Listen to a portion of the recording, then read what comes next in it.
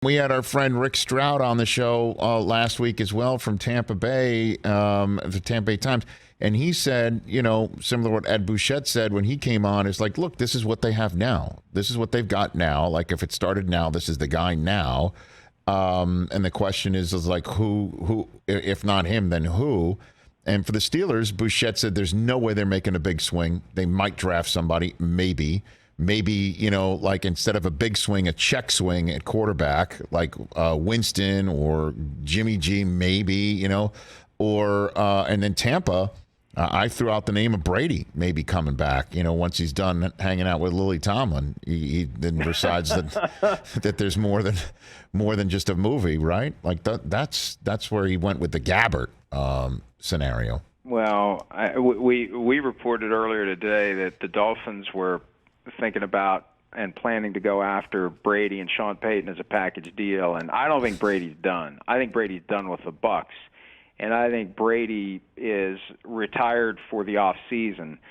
And he said it himself on his podcast when he uttered the "never say never" line, which got most of the attention. The other thing that caught my ear was him saying that when June and July rolls around, he doesn't know how he's going to feel, because that was dangerously close to what Brett Favre said to David Letterman April 2008 when he was retired and nobody thought he was coming back.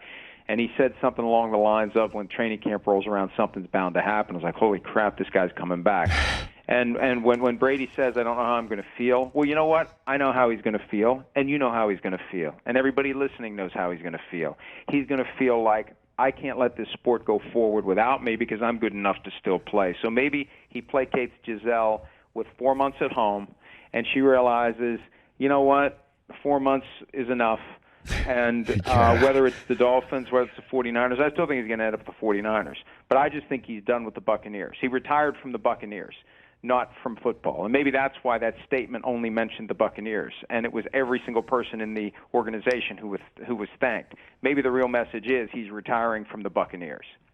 And you're reporting that Brady's retired and Sean Payton steps away.